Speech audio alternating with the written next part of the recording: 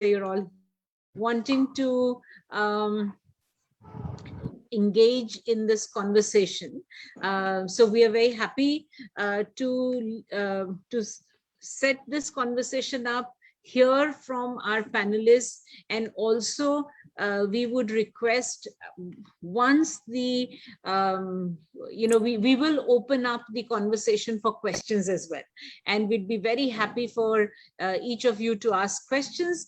But if you have a question while a speaker is speaking or something that comes to your mind, please use the chat box to write your questions. We will be monitoring it and we will be taking up the questions. So let me first start off by introducing our panelists. Shrikant Shastri, if you could just, yes, okay. Very happy to have you here. And I'll actually introduce each one of you when I ask you to speak. And right now I'm just going to be pinning you. I think there is a way to pin you, right? So yeah, I'll pin you so that you are here. Then there is Rajat, who is Rajat Gupta from TESOL, who's here. Wait, I want to remove pin. And there is Asha Sakaria, Asha Skaria Vittur, who's here, and there is Shyam Menon, who we weren't very sure was going to join, but has joined. So very good to have you all here in this thing. So wonderful. I think it isn't very, and of course, welcome to all the participants who make this conversation livelier and more meaningful for all of us to have. Let me just start off by setting the context again very briefly, because the context is kind of known to you. 2020 was pretty much a washout year for a number of businesses. 2021 seemed to have started all right, but again, we all know what we have been through, and of course, what we have been through individually only gets magnified when we look at it in the context of an organization or a collective. There is never a time when everybody does badly, and there is never a time when everyone does well. But the pandemic has definitely been very bad for some businesses, and it has of course been very good for edtech companies and Zoom, who we are using right now, and many other such companies, because it just provided the right service at the right time for a large number of people. So of course, no environment, as I said, is all gloom and doom, especially if you look at it from the business perspective. And yet, I think many entrepreneurs have suffered in the last 2 years, 20 months, and many entrepreneurs have shown grit and resilience and have somehow managed to stay afloat, and some have also done well. And an interesting example is, of course, a very big name is Louis Vuitton, who, when they started out, they were already doing very poorly, but from 6,000 stores, they moved to having every single employee becoming a salesperson with a software that they wrote by themselves in 10 days time as the pandemic happened, and they changed the way Louis Vuitton did business. And of course, all of us know they have done very well. So of course, people have responded in different ways to the crisis. And what I would like to not focus on is just that, how bad the situation has been, but I would like to say how each one of us can possibly put together our wisdom to see how entrepreneurs in the coming times, when there is no pandemic, or there isn't this kind of a world's one-time 100-year crisis, are there certain lessons that businesses have learned which would still put us in good head in the future. So the conversation's whole idea is to actually take us to that. What have we learned from this, and especially in the context of entrepreneurship? And that's where I think our speakers are very well suited to actually lead us into this conversation, thinking and insight. And I'm going to start off by inviting our youngest entrepreneur here, the youngest among us in the panel, to start off with. So Asha Skaria, who studied, and while I'm introducing them, I'm going to request Ankita from our team to actually put the introduction of you on the chat box, so that I'm not reading something that is on the screen. But I'd like to just say that Asha studied in Pallikudam, an alternative school run by Mrs. Mary Roy, who became very famous because of her daughter, Arundhati Roy.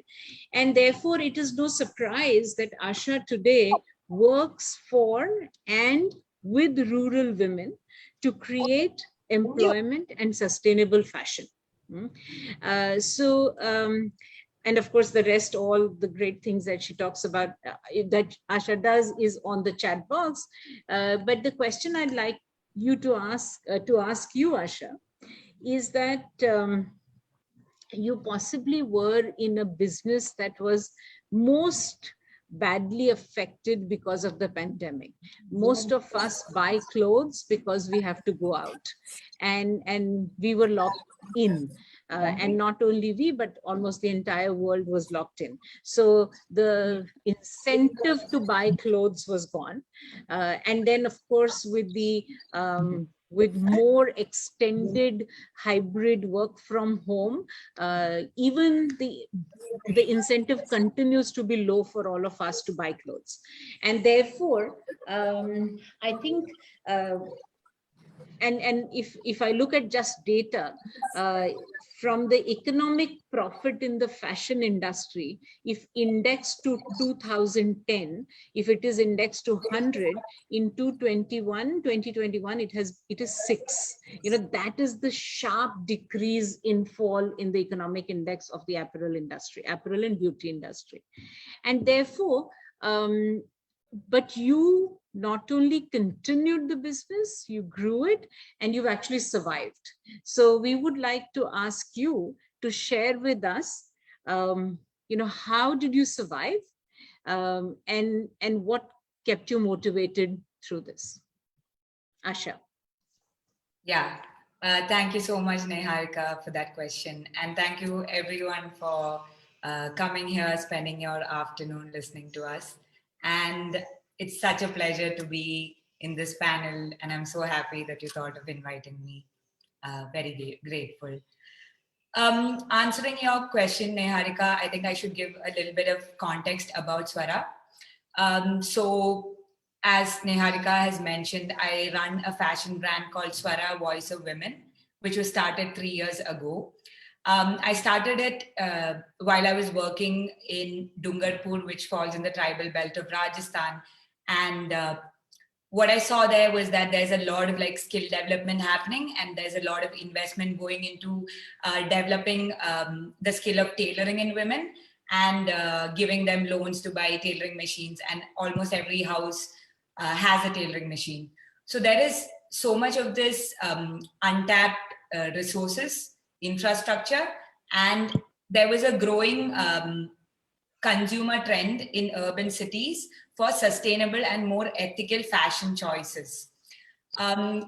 Because India is like a developing country, we are late to the conversation about sustainability in fashion.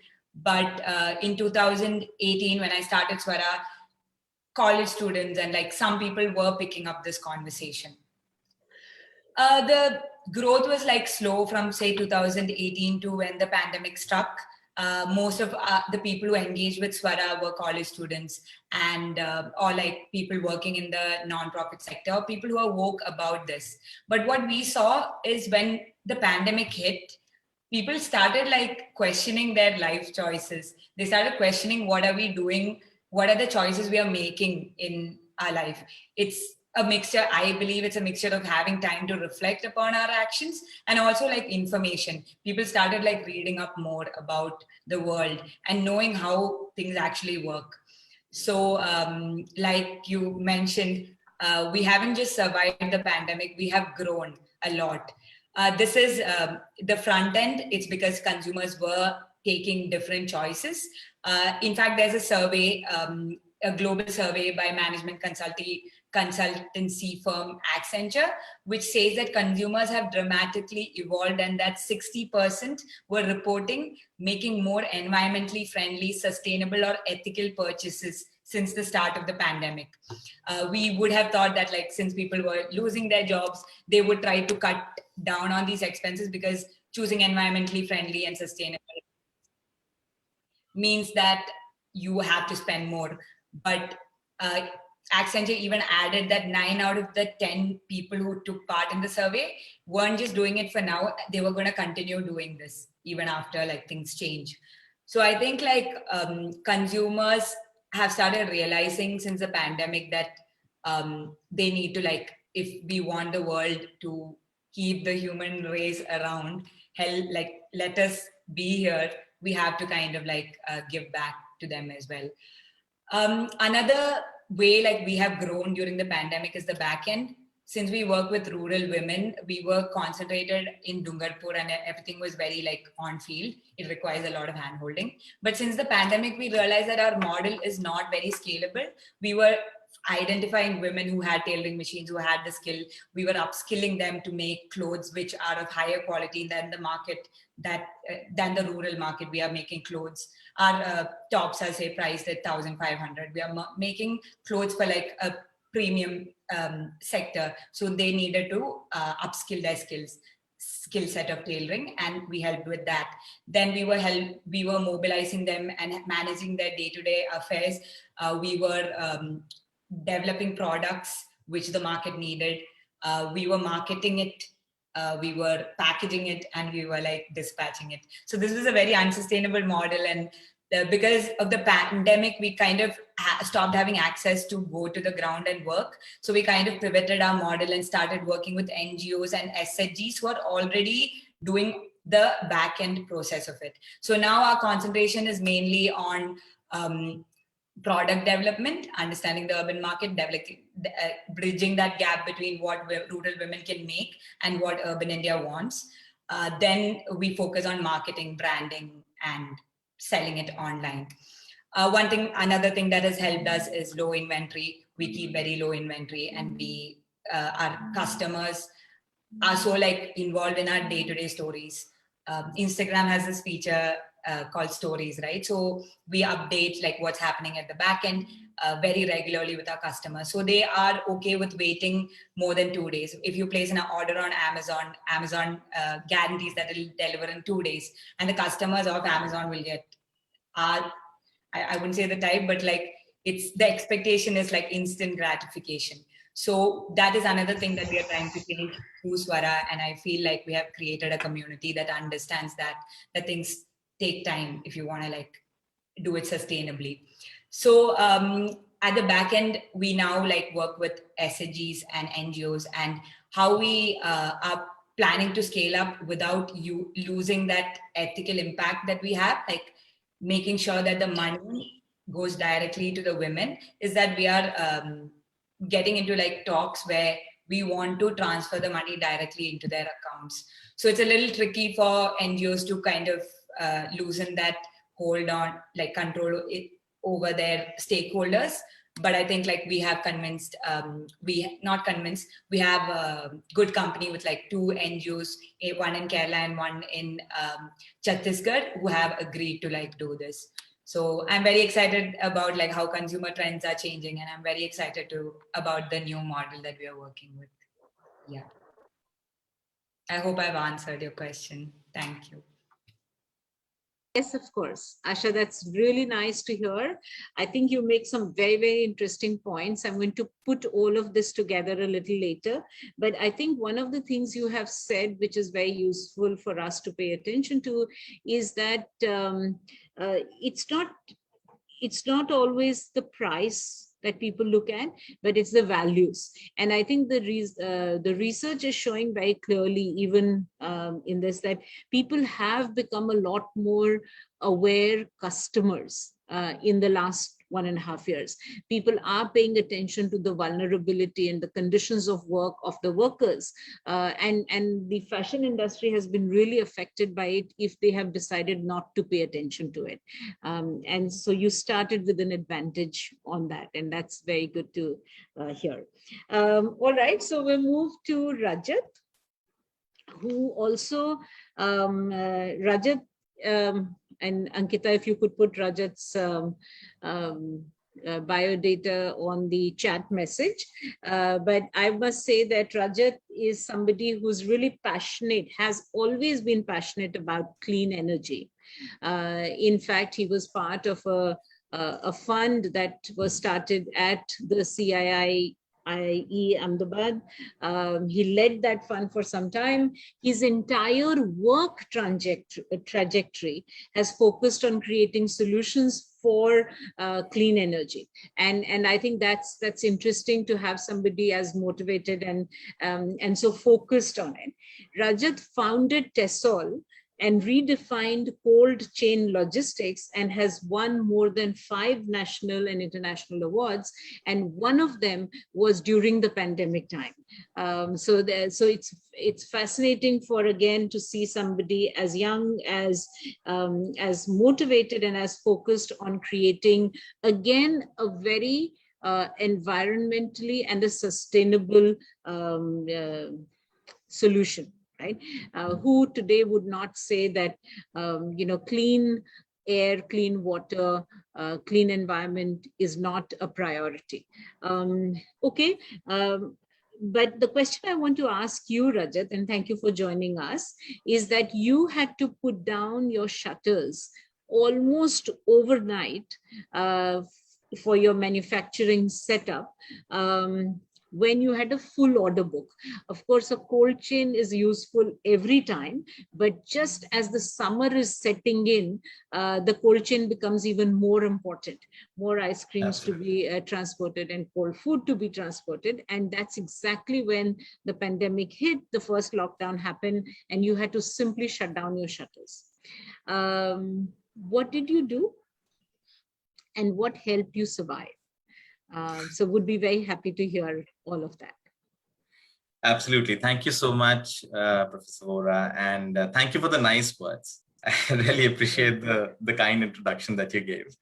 We are all entrepreneurs, and I think the common characteristic that you'll see across entrepreneurs is that they're passionate about something, and several times they're rationally passionate about some things, and which is something that I have strongly believed helps us wade through such difficult times and innovate rather than giving up. It was very interesting to hear from Asha the way they sort of took up the challenge and really turned around the whole sort of adversity into an opportunity.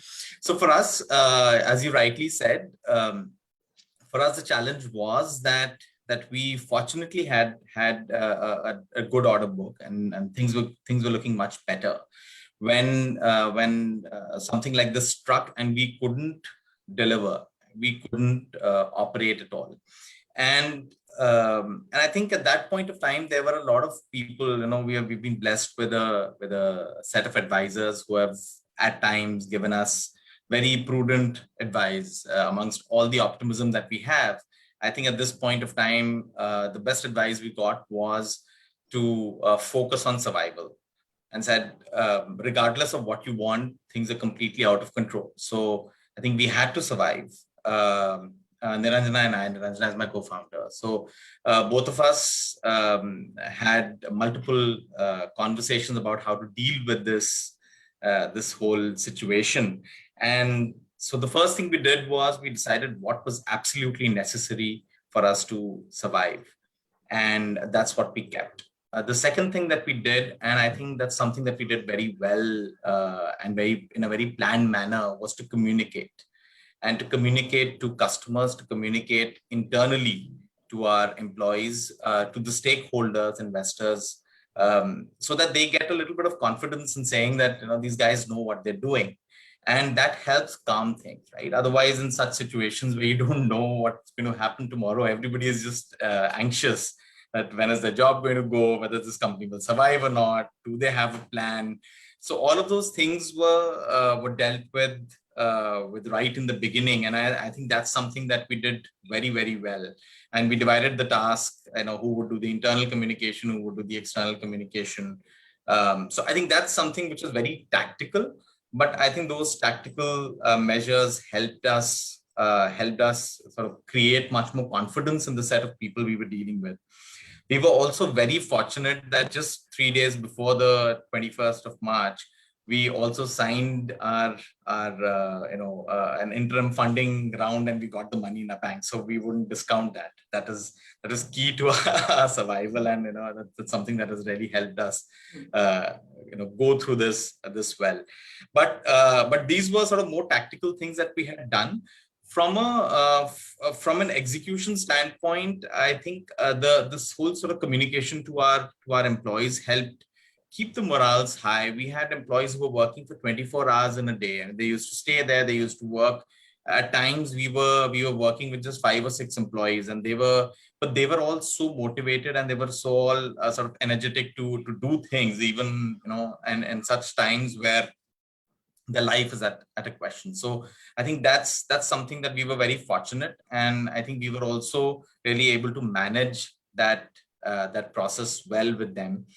With our suppliers, we had to create new suppliers. We had to really identify a lot of people. So without having the flexibility of going around and meeting new people, we did have to create relationships, and that's something that we focused on. We realized that going forward, it's very important to diversify our supplier risks, where and we keep that as a very key point now in our sourcing strategy, because you don't know what happens where, when, right? So as long as you have a supplier diversification, you have some suppliers which are going on.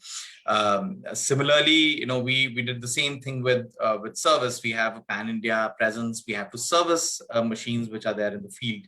So even for that, we had to develop all these new relationships, not have our own people travel, but build partners, and all of that we did remotely. Our people got very innovative in terms of training on the calls, training on Zoom. So all of these things really helped. So I think it was a lot of effort to be able to deliver whatever we have promised, despite all of the sort of difficulties of being able to actually be in the field and execute, and also a lot of luck and blessings from everyone that we were able to survive through.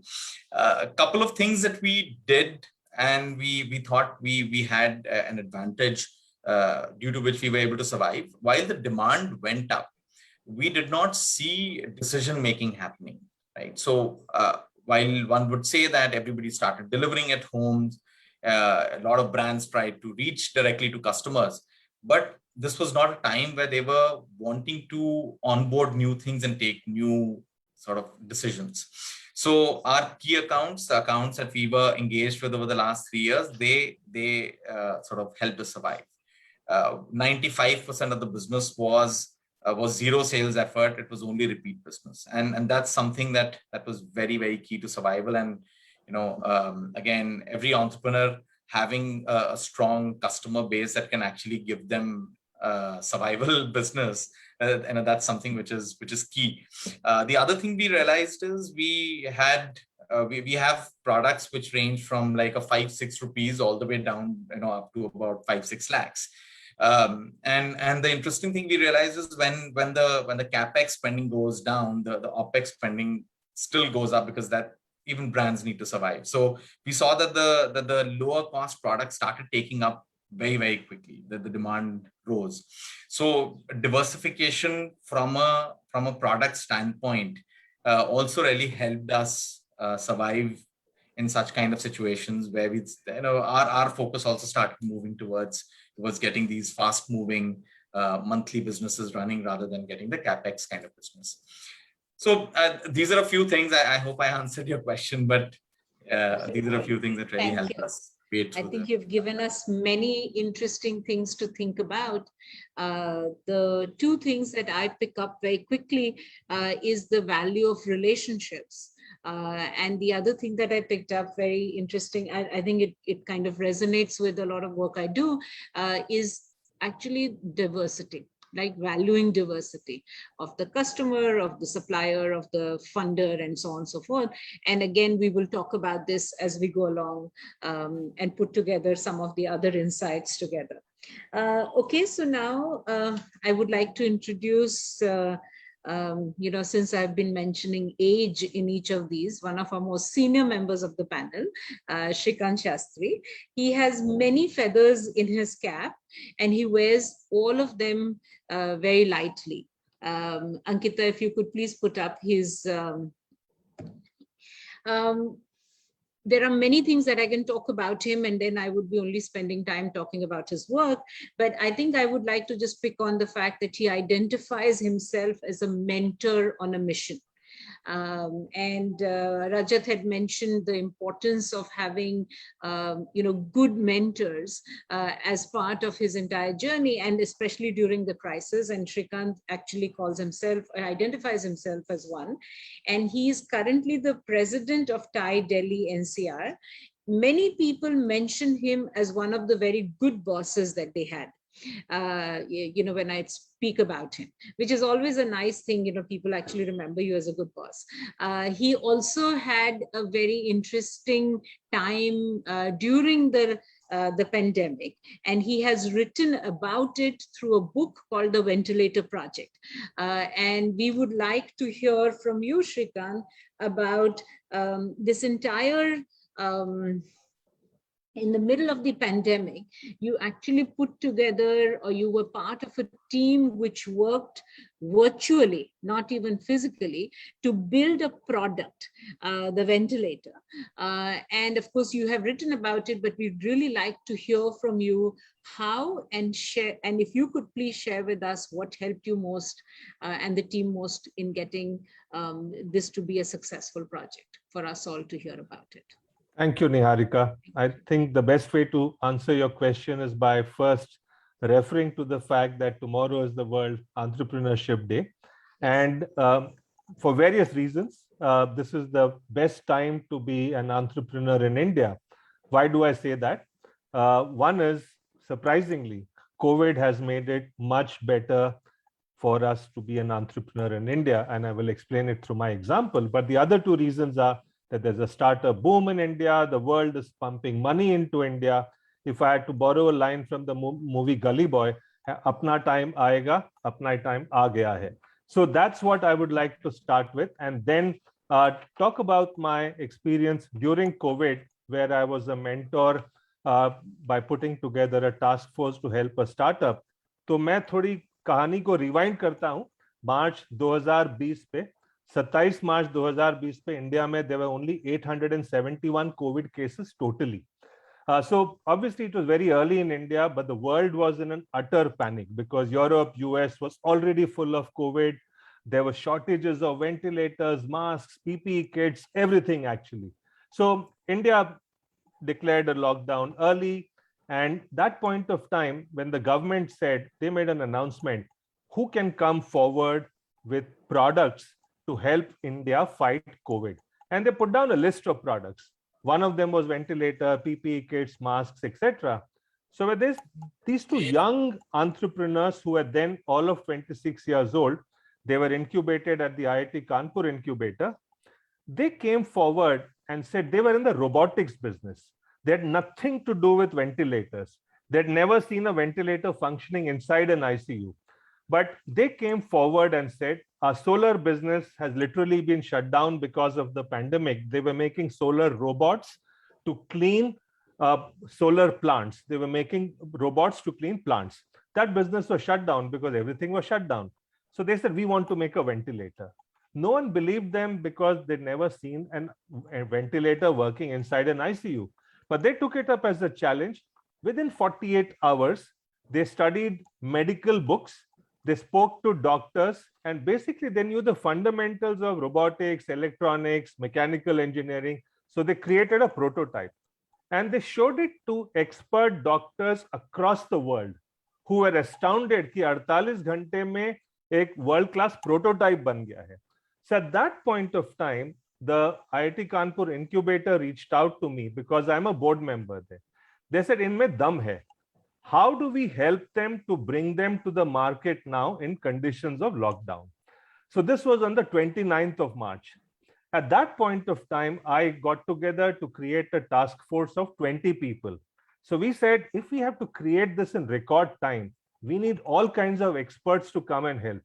तो हमने फिर medical technology के 3 CEOs को बुलाया, एक manufacturing expert को बुलाया, supply chain expert को बुलाया, रेगुलेटरी अफेयर्स एक्सपर्ट्स को बुलाया. तो इस तरह के 20 लोगों का टास्क फोर्स बन गया.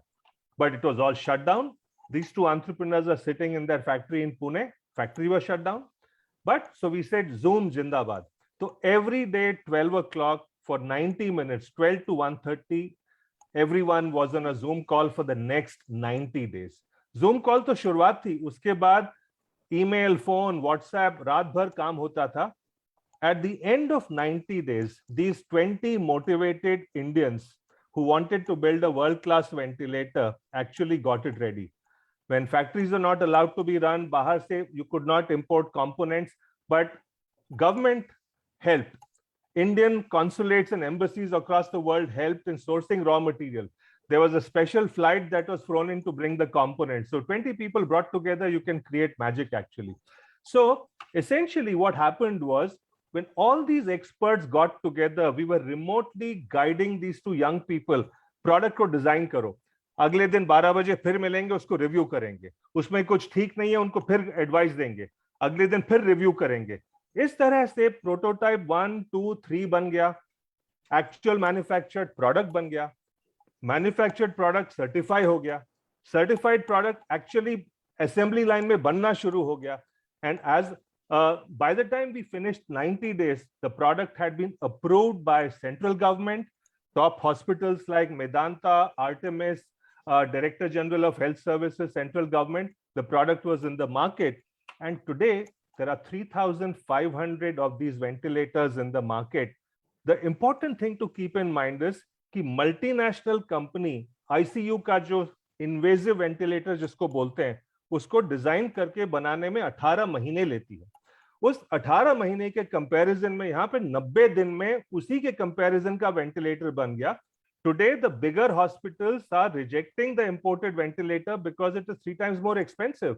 And here is a domestically manufactured product in the spirit of Make in India, manufactured, deployed, and everyone is happy. So what made it happen was the fact that 20 motivated Indians came together for a higher purpose कि देश के लिए करना है, pandemic fight करने के लिए. These 20 people brought complementary skills. एक साथ मिलके काम करेंगे, कोई politics नहीं, कोई one-upmanship नहीं है. जब ये 20 लोगों ने मिलके ये guidance दिया, doesn't matter where those 20 people are, they were across the country. Can you imagine 50% of the people in the task force have never met each other before, they don't know each other before. Unknown people have come together. Some of the members of the task force are US based, वो वहां से advice देते थे. तो ये सब करने के बाद ये बन गया. The reason why I'm saying ये इंडिया का टाइम आ गया है, because this model can now be replicated by any startup. You don't have to be in Silicon Valley to be the best startup in the world. The Indian diaspora across the world can help any Indian startup to go to market, become a global leader, which is why tomorrow being the World Entrepreneurship Day, I believe that we are really sitting on a very, very big opportunity, which we should not squander actually. Thank you, Niharika. I hope it answered your question. Thank you. Yes, I had goosebumps as you were sharing, because it really, it just shows what is possible if we put our minds to it.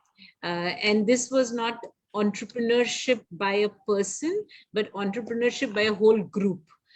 Which we often say, 20 people, too many cooks spoil the broth. You're actually saying something very opposite to that. When the cooks come together with a higher purpose, intention, and order, I think they can create a lot better than any one person can. And so thank you for sharing the story, and thank you for actually holding the process for that group. So both ways, it's fascinating. All right, so we'll move on, and we'll again put all of this together as we end, towards the end of the session. And now I would like to introduce to the group Shyam Menon. Shyam is the co-founder of the Bharat Funds platform. He's a venture capitalist. Fortunately or unfortunately, he's not an entrepreneur. I don't know which way we would say, but he has definitely been a very, very important part of the entrepreneurship ecosystem. I have known Shyam for more than 10 years, at least, if not more. And he is one of the most driven persons I have. He's very passionate about being a venture funder. And he's not only driven, but I think his heart is at the right place. It's always in the best interest of the business. And I think many times I have heard many other venture capitalists or many people who are into the funding space. I sometimes wonder what they're talking about. With Shyam, I've never had to wonder.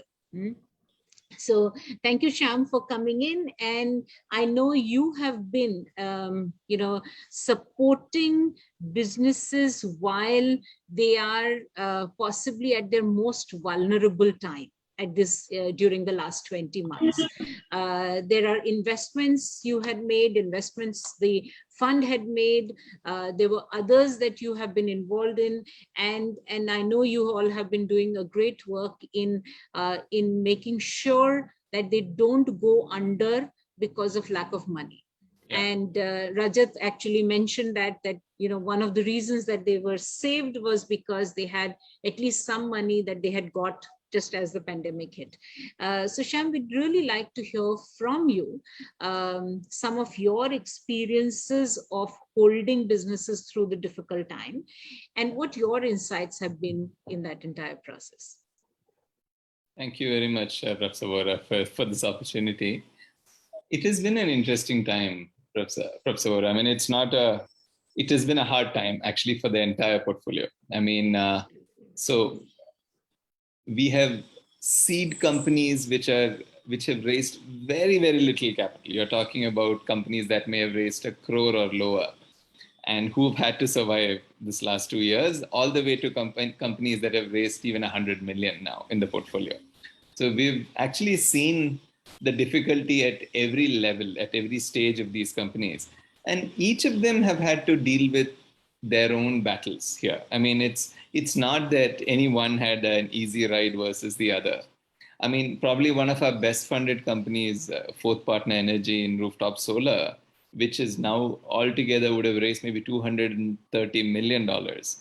Even they had to go through such a difficult time when most of the businesses where they're in the business of putting up industrial and commercial rooftop solar systems. I mean, a whole ton of their business got stopped for months on end, so there was, and yet you had to look at those founders, how they managed to keep the team together. Their fundraising plans got pushed out. They have a huge team, hundreds and hundreds of employees. So the smaller companies have a few employees, the others have very large teams, but everyone's got to go through the struggle to keep it together. And these are times where the quality of the founders really come through. I mean, we can help them to the extent we can as investors to try and help shore up some capital, give them some form. But this is really where the guts of the founders and how they're able to keep the team together, that comes through. I mean, that quality of the founders to rally the troops, to help them get through this difficult time. And it has not been easy for any of them, whether it is a seed company or whether it is a company at the level at which a fourth partner is with thousands of crores of business now. So I think, so the biggest learning is the true grit of the founders and the quality of the founders really came to the fore in this time. So then the other key thing is, of course, we did what we could to ensure that we could cut a lot of the extra expenses which might have been planned ahead of time. So we decided to chop that off, but without affecting the staff. So one key thing we realized is the teams are willing to take a pay cut to ensure that no one gets laid off. So we've barely had layoffs actually in this last year and a half. So their cost reduction without laying people off. They did their best to do that. I mean, there were few instances where it was unavoidable because certain projects which were planned, which got removed because of the pandemic, where it was no longer necessary. But in most cases, the companies try to take across the rather than actually let go of teams. And I think all that was very important. I mean, it kind of shows, where the heart of the founders are. And also another good thing I liked is the boards of these companies came together to help the companies rather than be all about let's cut burn to the least and survive, and let's cut out half the company. Instead of that, the board was very supportive.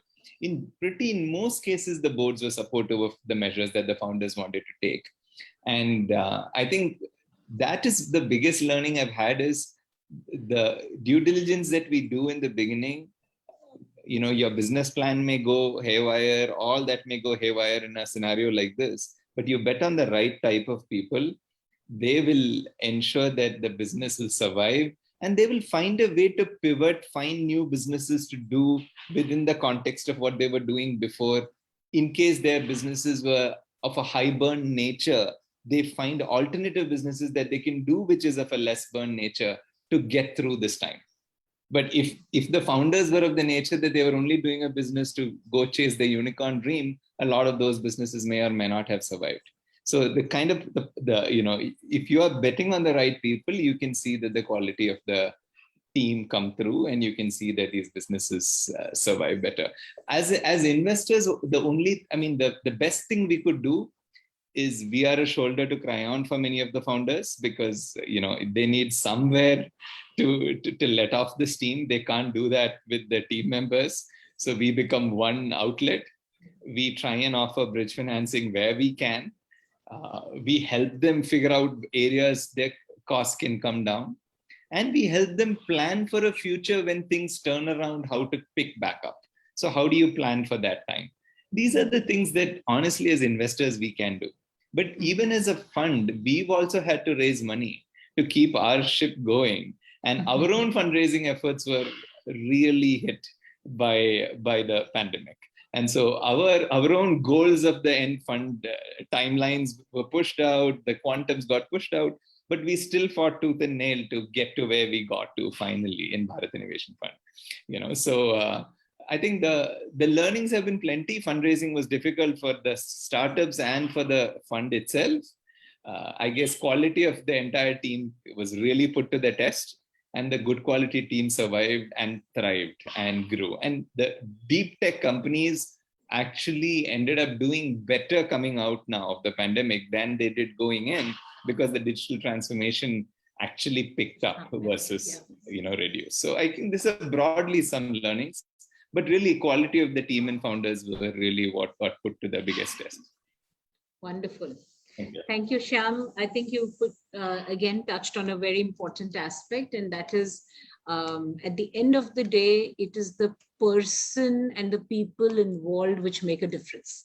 And it's not always easy to judge when you are really making that investment. But, of course, as Gandhiji had said, that adversity is a crucible in which everything gets tested. Yes. And this is just one of those crucibles where this got tested as well. So again, I think we've had a really, it's been a very fascinating conversation, because we've had different parts of the conversation. We had real entrepreneurs, we have people who have mentored and people who have funded, who have been part of this. So this is pretty much the ecosystem of the entrepreneurs. And I think I have been already pulling out some of the threads to say what has been interesting. But I think if I were to try to just say, what would be some of our lessons to go forward, irrespective of the difficult times? Many times people say that entrepreneurs are risk takers. I think that's a misnomer. They're basically people who are good with uncertainty. It's not about taking a risk as much as being able to take on the uncertainty, can recognize the means that you have at this point of time, and actually try to control for what might happen. You really don't know what is going to happen, but you would happen. And some of the means that have possibly gotten highlighted in the conversation today are purpose, passion. These are some of the starting points. The second is about relationships, holding relationships, building relationships, making sure you continue to invest in them. Very interestingly, not so much in the ventilator project, because there the customer was still was not there as much. But in all other, in both in Rajat's and in Asha's example, there was this whole thing about having a certain kind of customer base. It's not about big, small, it's not about the rich or the well-heeled, but it's actually having diversity in the customer base, and then also having some people who you've built enough relationship who will be with you through the entire time, good or bad.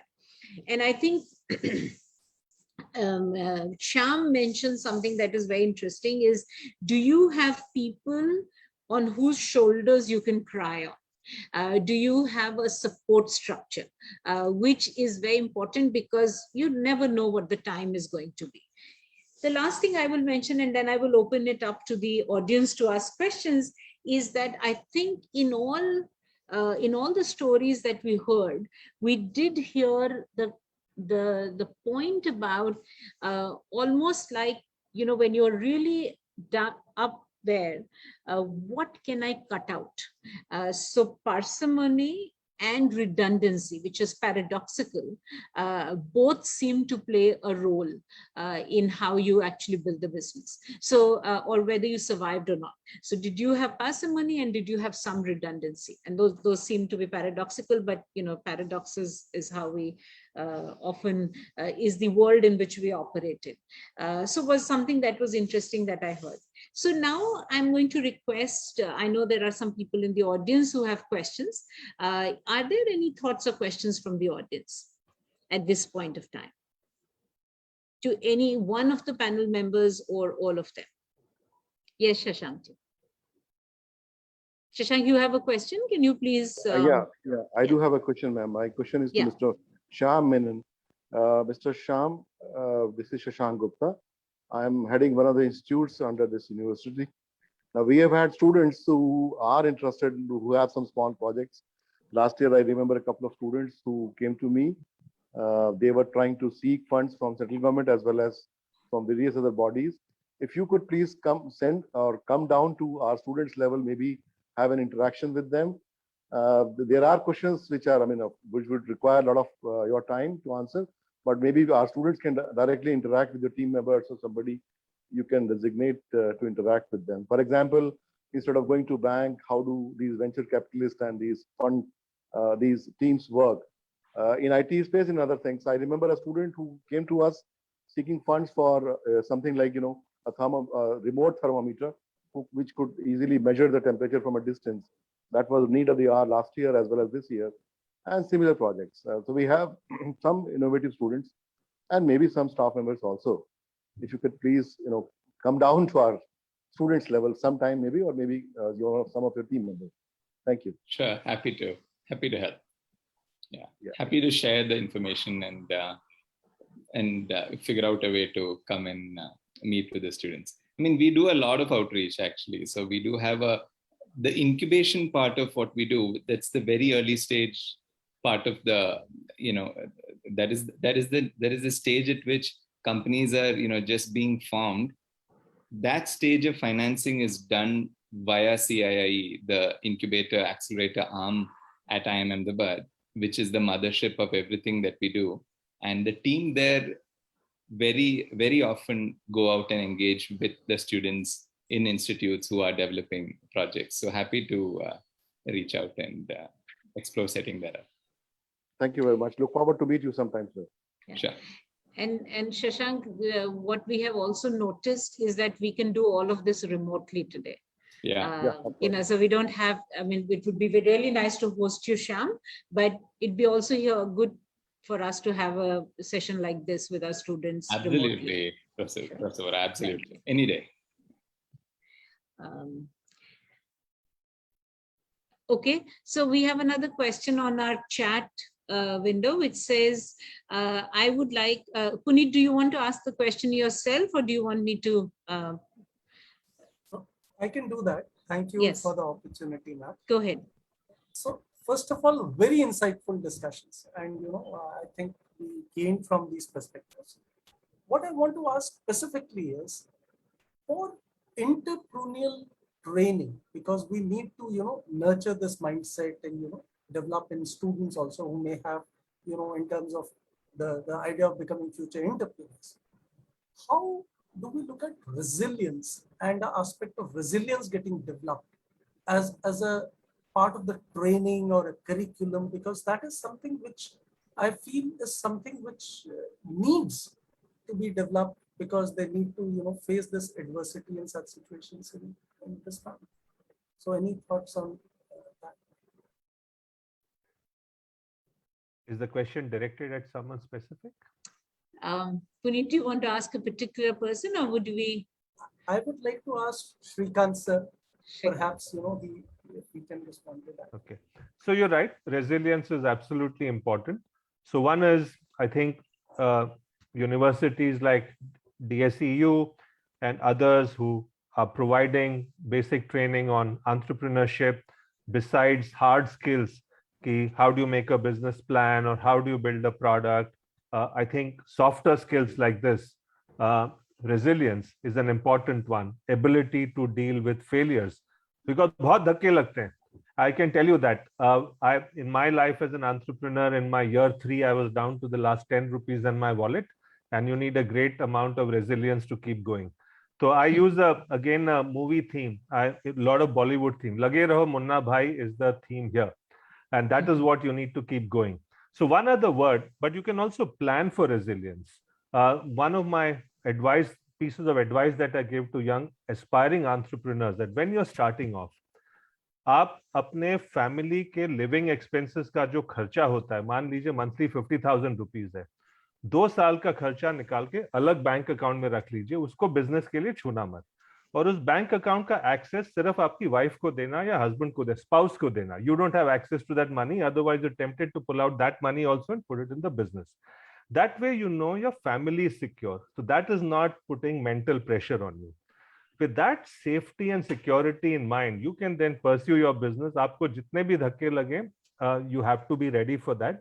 If you don't get those dhakkas, I would be very, very surprised. You have to be prepared for it. But finally, when success comes, it is a lot sweeter because it's after a difficult journey. It's like a roller coaster ride, right? There are highs and there are lows. So without the lows, how would the high be a fun at all? So those are some of the lessons. But you're right, absolutely, it has to be part of training at universities like this, whether through case studies or bringing in guest speakers who've gone through failures but still succeeded. So that's an essential part of the training. Okay, thank you so much, Shrikant.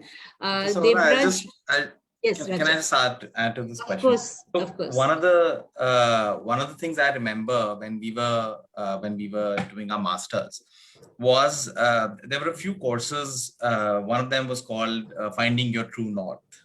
Now, these are very, very emotional and very, very sort of highly sort of interaction-oriented courses, where you're put together in a team and about 4 or 5 different people, they start sharing events of their lives, right? A lot of times resilience comes from the fact knowing that you're not the only one. And there are others in the boat and they're facing the same issues. Otherwise, in today's world, whenever you look into the way where we get our information, social media, etc., it looks like everybody's life is hunky-dory and everybody's doing very well, right? You're the only one. And that kind of brings you down. So the fact that you're able to open up and share your issues with a close group, that gives you a lot of these skills of reaching out at the right time, and all of this adds to the resilience. So I think there could be such kind of interactive courses which are set up, and they're not really, you don't learn anything like great in it, right? It's not like behavioral science or any kind of a theory, but it's just that it gives you a very important skill of being able to open up and speak to people, seek help, right? So that would be my. That's right. That's right. So I mean, I think both Shrikant and Rajat, you're saying that resilience is something that can also be learned. It's not a gene. It's not something that you're born with, and therefore you either have it or you don't have it. So I think that's a very good point that you're making. Debraj, you seem to have a question. Could you quickly ask the question? And then I think there is a young student, Varsha, who's also has her hand up. So we'll have her ask the question. So Debraj, first you, and then we go to Varsha.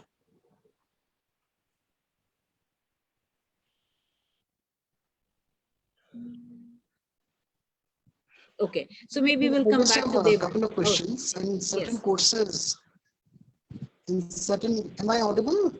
Yes. Okay, ma'am, just one entrepreneurship base, like say in the case of handicrafts, in the case of the handicraft sector, where we have a lot of artisans who come out, because there is no question of any placement there.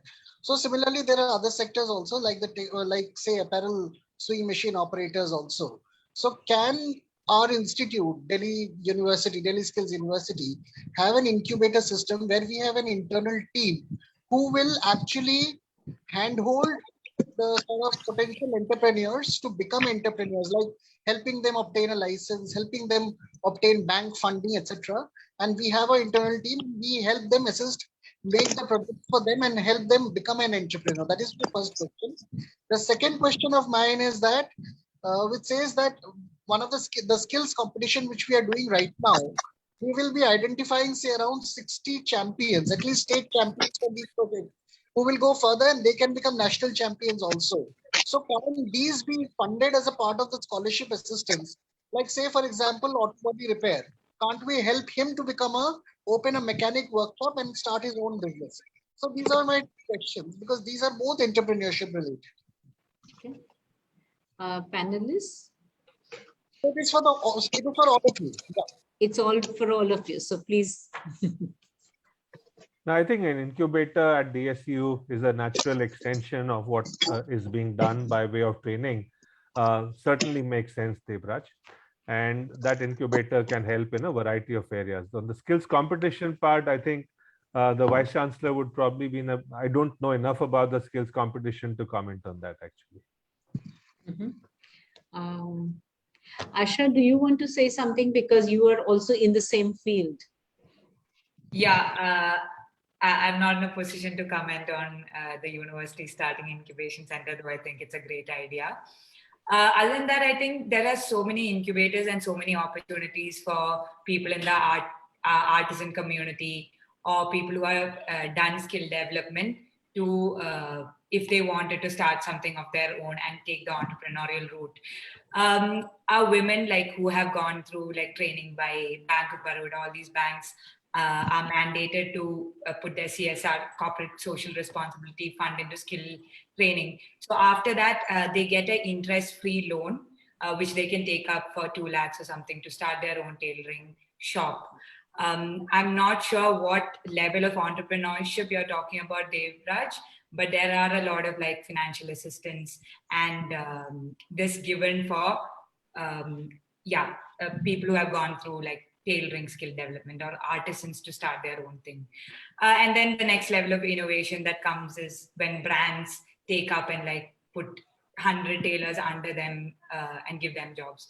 And there are incubation centers for that as well.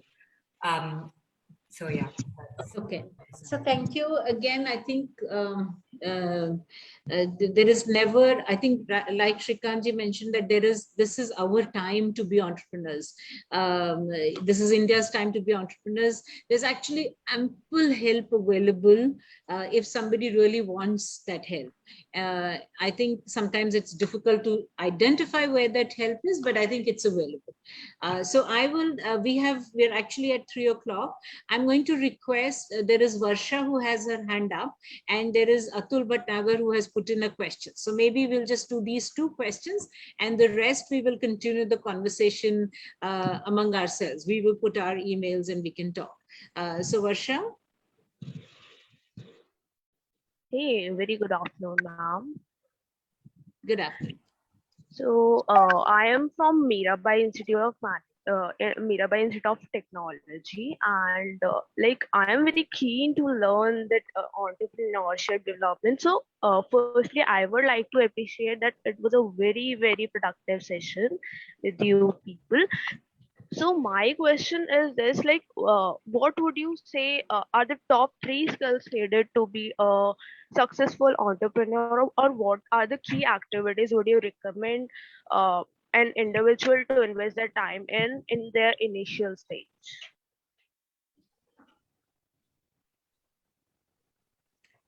Open. Yeah, I would like to just say like one bit. I think like one thing that me and like some friends of mine who were wanting to like take the entrepreneurial route, what we did is like ask ourselves a question, what's the worst that can happen? I think like thinking through that, like for you to take that first step, I think it's difficult getting into the unknown and doing it. So I think just like having a very like realistic idea of like what is the worst that can happen can give you confidence, because the worst that can happen is that it doesn't work out, that you fail and you have to go back to like a job or something. So I think like, and to have a very realistic like idea of the practicality of it, like what Shrikant sir said, just like, you know, the financial backing needed and all that stuff. So having having that discussion with yourself, what's the worst that can happen, can give you confidence to take the first step. Great, thank you.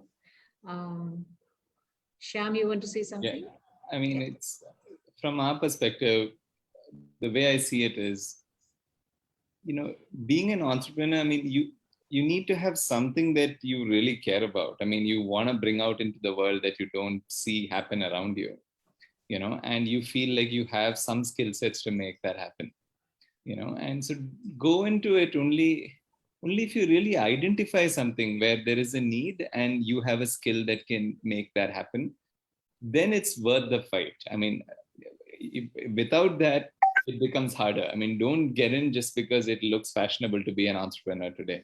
I mean, it's a really, really difficult journey, and it can take decades. So straight out of college, actually, I was an entrepreneur. I built 2 startups in the US, and my first one completely failed. It was in nanomaterials, and I lost my shirt. I lost my entire whatever money I had, and went on to the second company, a fuel cell company, which is still running in the US. It's finally reached a certain state, but it took 15 years for that company to get there before I had to eventually move back to India and the whole venture capital journey happened.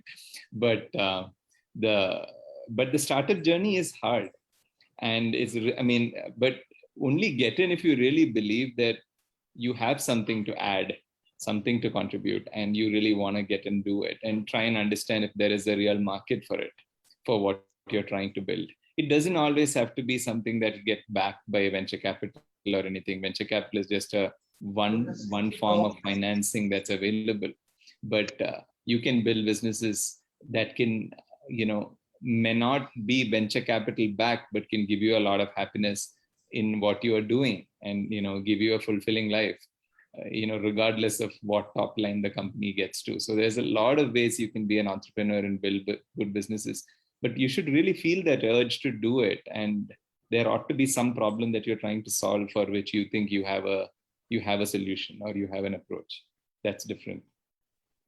Thank you, Shyam. So I didn't know there's 2 of your startups. Two talk about before, them later. before the VC world.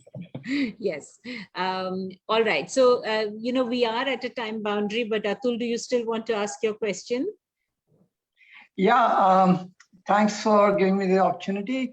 I just thought there's a big breeding ground in the engineering colleges, MBA colleges, wherever we have either a course on entrepreneurial skills or in BTech colleges, I mean, you have to do a project which is 1 year, otherwise you don't get your degree.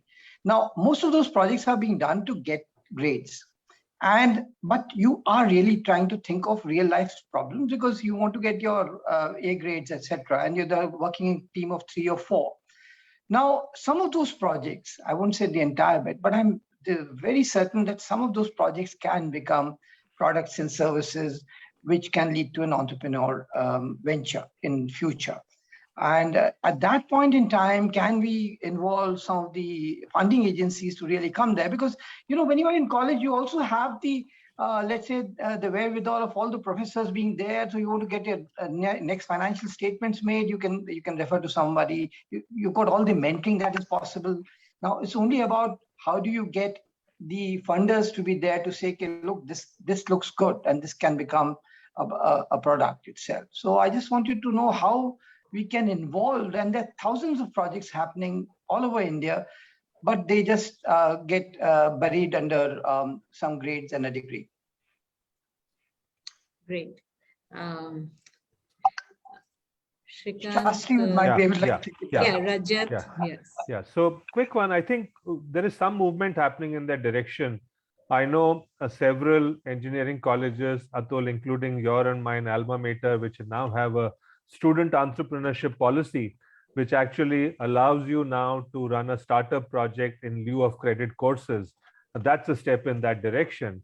And if you now connect it with the fact that there's a booming incubator, which also attracts investors. So the idea is to tie up everything. The incubator should not function in isolation of student activity. The incubator has startup activity happening, investors talking to them. Connected to what the student entrepreneurship policy is, and also a faculty entrepreneurship policy. You have a fully complete circle which feeds on each other. Faculty is incentivized to support startups. Students are getting support both from the incubator and the faculty, and there are investors available. I think we probably, it was long overdue, but better late than never. But this kind of the student and faculty entrepreneurship policies now need to be extended to every engineering college across the country. Surprisingly, many directors and VCs don't know about it. So I make it a point to tell them, please take the template from IIT Kanpur and replicate it, or take it from another college and replicate it. That's where the answer will lie, in my view, actually. Thanks for that. Thank you. Rajat, do you want to say something? I think it's important to have that connect, and if I see over the last 8 to 10 years, the ecosystem has evolved.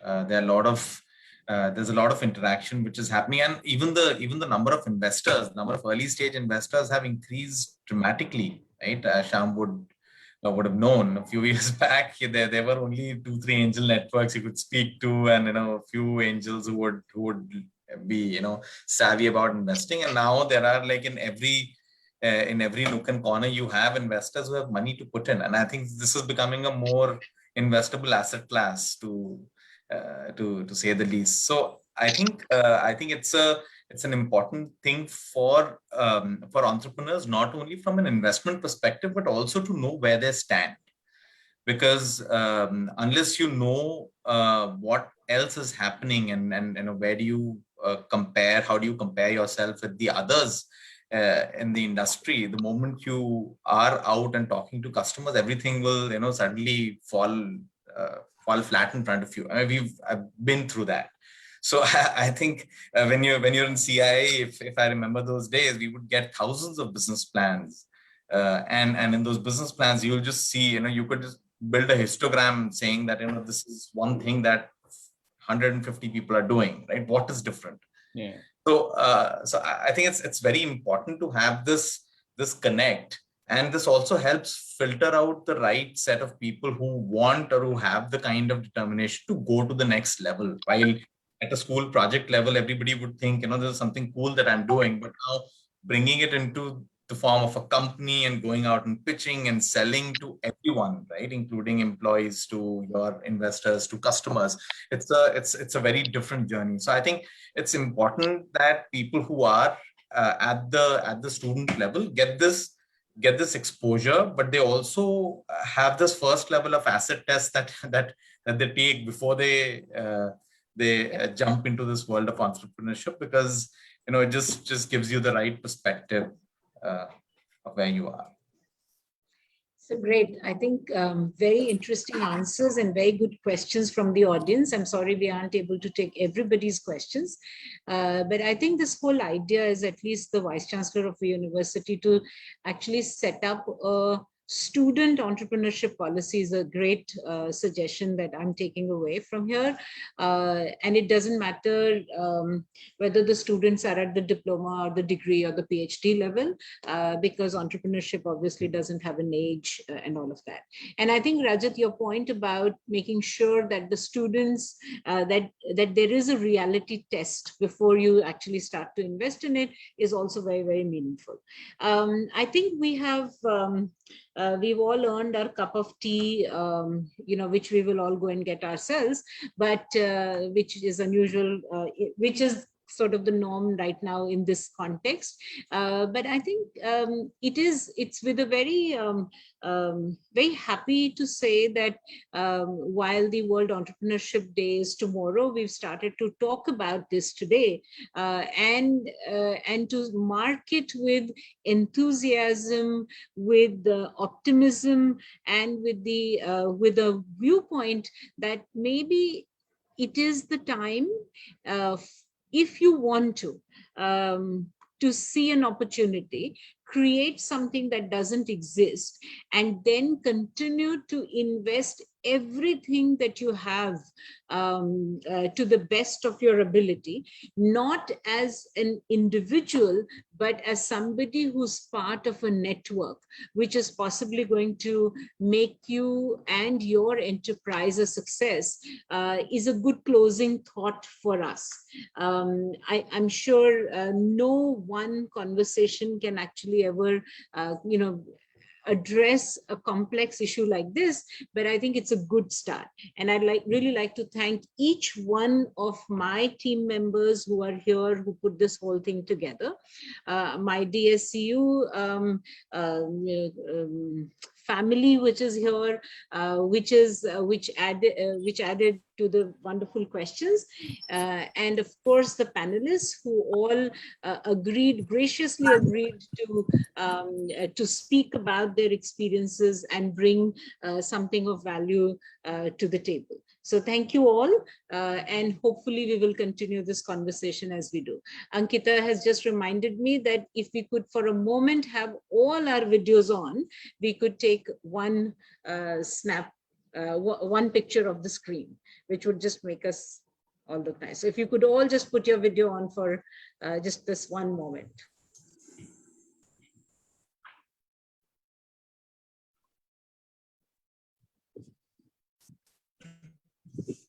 So there are still a few people who haven't put their video on. So Padma on my screen, if you could, Jagveer, if you could, Varsha, if you could, that'd be really nice. All right. So Ankita, have you taken it? Yes, I believe other team members have also taken it. Thank you. All right, wonderful. So thank you very much. And hopefully you will keep checking our website tomorrow. We're putting a large number of resources on entrepreneurship, several conversations, videos on entrepreneurship tomorrow on our website to celebrate the World Entrepreneurship Day. And of course, one day is not sufficient. We would like to continue to do this through the year. To celebrate, to support, and to work with entrepreneurs in all ways possible. Thank you so much. Thank you. Thank you. Thank you so much, ma'am. Thank you. Thank you. Thank you. Thank you. Thank you, Shyam. Thank you, Shrikant. Thank you, Rajat. Thank you, Asha. And thank all the participants.